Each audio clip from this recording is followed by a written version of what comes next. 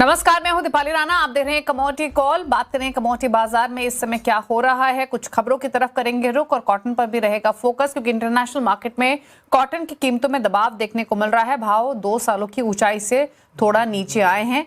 वहीं एनसीडीएक्स पर ग्वार पैक में तेजी है। इन दोनों खबरों पर बातचीत करेंगे। ग्वार के पर्सपेक्टिव से समझेंगे कि इस तेजी के पीछे कारण क्या है, इंपोर्ट एक्सपोर्ट के नंबर्स कैसे दिखाई दे रहे हैं, कैसा है घरेलू बाजार, सब पर करेंगे बातचीत। कॉटन एसोसिएशन ऑफ इंडिया के फॉर्मर प्रेसिडेंट और राधा लक्ष्मी ग्रुप के सीएमडी अतुल गनात्रा हमारे साथ मौजूद हैं। एग्री कमोडिटी एक्सपर्ट पुखराज चोपड़ा हैं और ट्रेडिंग स्ट्रैटेजीज के एलकेपी सिक्योरिटीज के वीपी जतिन त्रिवेदी हैं। राय भी लेते जतिन, पूरे ग्वार पैक पर आपकी राय क्या है?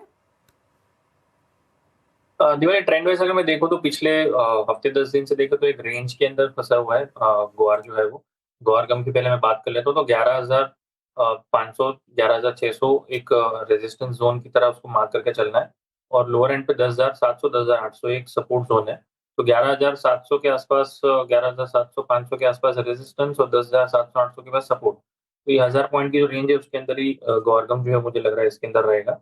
तो इसके अंदर ट्रेड कैसे करना है या प्लेस कैसे करना है, अपना बेट्स जो है वो अराउंड 10,900 10,800 के आसपास मिलता है, तब इसके अंदर बाइंग साइड का इजाफा रख सकते हैं और 10,600 के नीचे इसका स्टॉप लॉस रखना चाहिए। और हायर साइड पे 11,400 11,600 से 700 के आसपास जब मिले तब इसके अंदर बुकिंग कर सकते हैं। तो ये रेंज जो है उसको पकड़ने की कोशिश करें। ओके, तो ये बात है ग्वार पैक की। अब बात कुछ ट्रेडिंग स्ट्रैटेजीज भी कर लेते हैं। बताइए जतिन, आपने कुछ ट्रेड्स आइडेंटिफाई किए हैं क्या?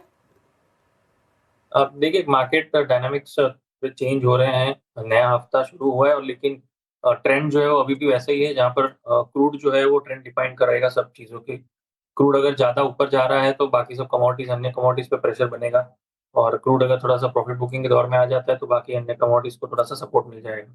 तो इसके चलते हुए क्रूड के अंदर ध्यान रखना बहुत ज़रूरी है। तो पहले क्रूड के लेवल्स मैं देना चाहूँगा। जब तक क्रूड 9600 के नीचे है, नई तेज़ी जो है वो इसके अंदर थोड़ा-सा अवॉइड रह सकती है और मसलन कि 9,300 9,200 ये लेवल्स जो है वो पहले आ सकते हैं। उसके बाद इसके अंदर फिर से बाइंग जो है वो देखने मिल सकेगा। तो गैप जो गैप अप ओपनिंग हुई है वो शायद से एक बार गैप भरने के लिए नीचे आए और वहाँ से उसके अंदर तेज़ी हो सकती है। हायर साइड पे जैसे-जैसे मार्केट का ट्रेंड रहेगा उसके हिसाब से 9,500 से 9,600 के ऊपर ट्रेड करना शुरू करता है तो फिर से नई तेज़ी बनती है उसके अंदर। ओके, तो ये राय रही आपके लिए क्रूड पर। यहाँ एक स्ट्रैटेजी आपको रिकमेंड की गई है। चलिए रुक रहे हैं इसी के साथ एक ब्रेक के लिए। लौटेंगे तो कुछ और ट्रेडिंग स्ट्रैटेजीज पर करेंगे फोकस। चल वापस आते हैं।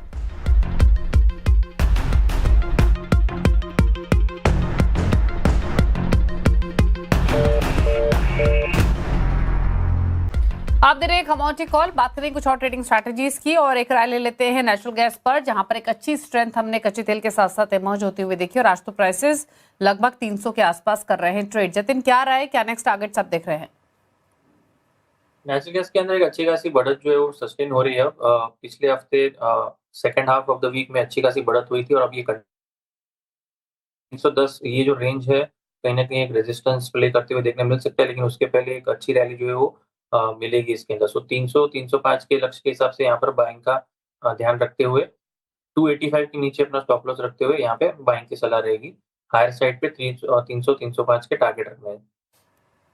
ओके, अच्छा, इसके अलावा सोने चांदी पर क्या राय आप अपने क्लाइंट्स को भी दे रहे हैं? इंटरनेशनल मार्केट्स में प्राइसेस सोने के तो खासतौर से 4500 के आसपास आ चुके हैं, चांदी भी 2% नीचे है आज। यहाँ से क्या व्यू है और क्या प्राइस रेंज आप एक्सपेक्ट कर रहे हैं गोल्ड सिल्वर दोनों में? दीपाली देखिए ट्रेंड अगर शॉर्ट टर्म में देखेंगे तो थोड़ा-सा वीकनेस का जो है वो ट्रेंड कंटिन्यूड रह सकता है गोल्ड सिल्वर के अंदर। मुनाफा वसूली हायर लेवल्स पे सस्टेन ना होने के कारण से दिख रही है। डॉलर का दबाव जो है वो सोने पे दिख रहा है।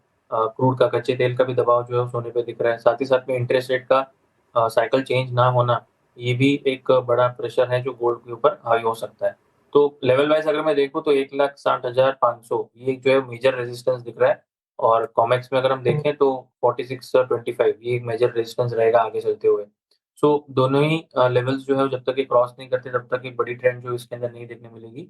लोअर एंड पर 1,57,000 इमीडिएट बेसिस पे सपोर्ट है। 1,57,000 अगर ब्रेक करता है एमसीएक्स पे तो उसके नीचे मुझे लग रहा है कि 1,55,000 के लेवल्स जो है वो टेस्ट करने जा सकता है। सो वीकनेस का दौर जो है उसके अंदर रह सकता है शॉर्ट टर्म में। इंट्राडे और 1-2 दिन के हिसाब से पुल बैक्स आ सकते हैं, बट वो पुल बैक जो रहेंगी वो सस्टेनेबल नहीं रहेंगी। तो सेल ऑन राइज की रणनीति अपनानी है शॉर्ट टर्म में। ओके। अच्छा, बेस मेटल्स में जिंक, एल्यूमिनियम यहाँ पे थोड़ी बाइंग देखने को मिल रही है, क्या सजेशन रहेगा आपका, या बेस मेटल से कोई ट्रेड लेंगे क्या?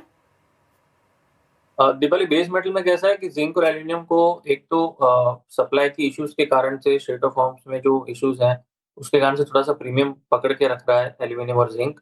साथ ही साथ में जब भी ये सोल्यूशन के दौर पे अगर आ जाता है स्ट्रेट ऑफ हॉर्म्स का खुलना, तो उसमें डिमांड साइड की जो आउटलुक बनेगी उसकी वजह से सपोर्ट मिलते हुए देखने मिल रहा है। सो बेस मेटल मार्केट का अभी फिलहाल ऐसा है कि वॉलेटिलिटी रहेगी, लेकिन ट्रेंड जो है वो फिलहाल अभी भी ब्रॉडर ट्रेंड देखेंगे तो अपसाइड का ही दिख रहा है जिंक, एल्यूमिनियम, कॉपर तीनों के अंदर। हालाँकि ऊपरी स्तरों पे एक मुनाफा वसूली ज़रूर आई थी लास्ट वीक में, क्योंकि ओवरबॉट सिचुएशन से ऊपर ऊपर के आई थी। यहाँ पर कॉपर ने एक बड़ी सेल ऑफ दी थी 1400 से लेवल से, और जिंक और एल्यूमिनियम ने भी हायर साइड से प्रॉफिट बुकिंग दिखाया था। लेकिन ब्रॉडर टर्म्स पे अगर देखें तो एक ट्रेंड अच्छी खासी है। कॉपर में खास करके बोलना चाहूँगा कि 1300-1310 के आसपास जब भी प्राइसेज़ आए तो वहाँ पे एक बहुत ही बेहतरीन सपोर्ट है, तो वहाँ पर उसका बाइंग का इज़ाफा रखना चाहिए। हायर साइड पे 1350-1360 के लक्ष्य के हिसाब से, और 1270 के नीचे उसका स्टॉप लॉस रहेगा। ज़िंक का मैं अगर देखूँ तो मार्केट ये भी एक अच्छी खासी ट्रेंड के साथ है। 260 के नीचे जब तक क्लोजिंग बेसिस पे नहीं जाता तब तक ट्रेंड पॉजिटिव लग रहा है मुझे, और 270-272 के लेवल्स जो आ सकते हैं। बाय ऑन डिप्स का मार्केट है। 364 के आसपास प्राइसेस मिलते हैं तब बाय कर सकते हैं, 360 के स्टॉप लॉस से और 372 के टारगेट्स के लिए। ओके, तो ये रही आपके लिए ट्रेडिंग स्ट्रैटेजीज। हालांकि आज के सेशन में जिंक, एल्यूमिनियम में हल्की बढ़त देखने को मिल रही है, निकल हल्का ऊपर है, कॉपर हालांकि फ्लैट कारोबार कर रहा है। वहीं अगर एग्री बास्केट को देखेंगे तो अभी हमने बातचीत ग्वार पैक की ही थी, लेकिन इसके अलावा स्ट्रेंथ देखने को मिल रही है कॉटन सीड ऑयल केक में। अदरवाइज स्पाइसेस के पैक में नरमी है, तीनों ही इनफैक्ट स्पाइस, फिर चाहे वो टर्मरिक है, कोरिएंडर है या कमेंस है, 1 से 1.5% की गिरावट के साथ हो रहा है कारोबार। चलिए, शुक्रिया जतिन आने के लिए शो में और सभी ट्रेडिंग स्ट्रैटेजीज बताने के लिए। इसी के साथ एक ब्रेक के बाद आप देखिए आवाज समाचार। नमस्कार।